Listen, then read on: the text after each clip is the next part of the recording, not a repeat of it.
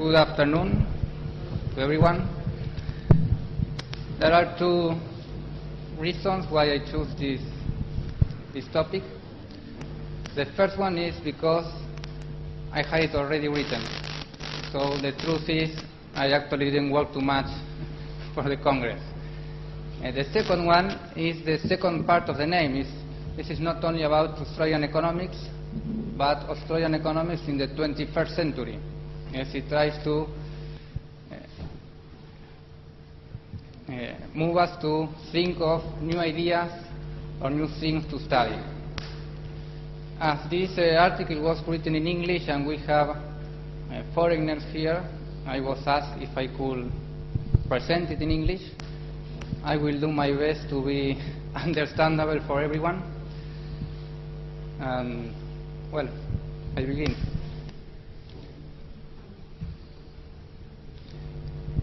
Well, the title is quite, I think, descriptive: GDP versus EVA as economic indicator. It has to do with the main economic indicators we economists uses to use as a reference of how are we doing. Are we growing? We are growing. How is our performance? And the title tries to show that there may be some problems with indicators. And I found this quote from Skousen. He's an Australian economist from the United States. In a very interesting book he has, Chicago versus Vienna, yes, friend or foes. An interesting title because these are two schools of economics that defend freedom, free markets, and all these principles, but they have their strong differences.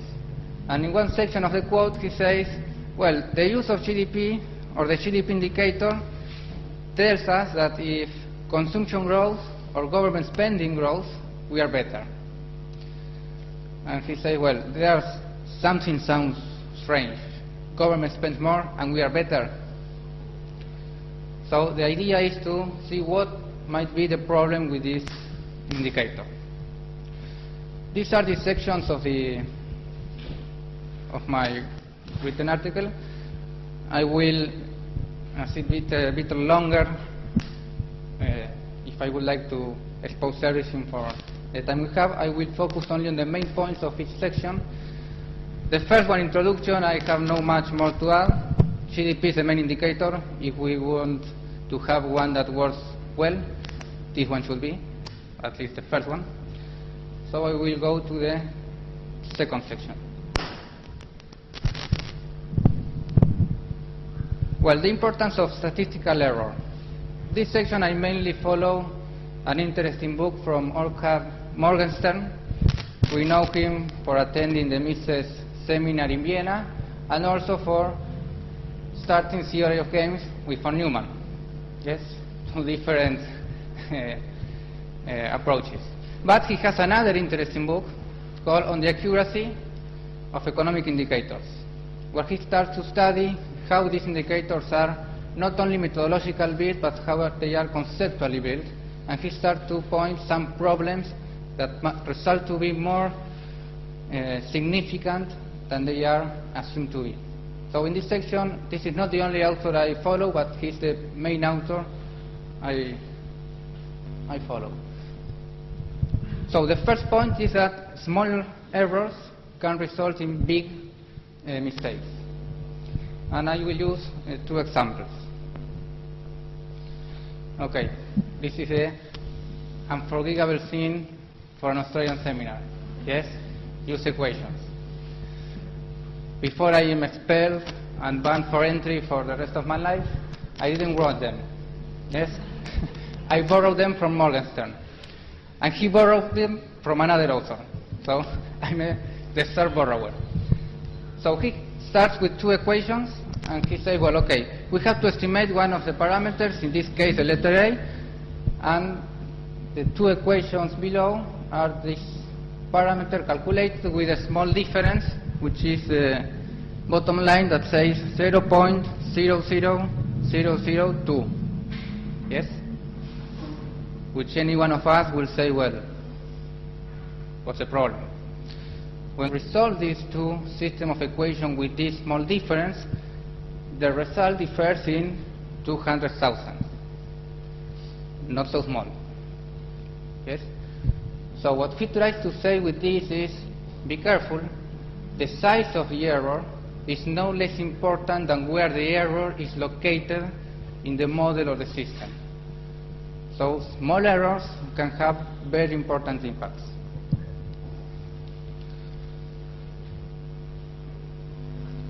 The second thing I borrowed from Morgenstern is a small example with growth rates, which is a very important section he assigns to these errors in statistical indicators.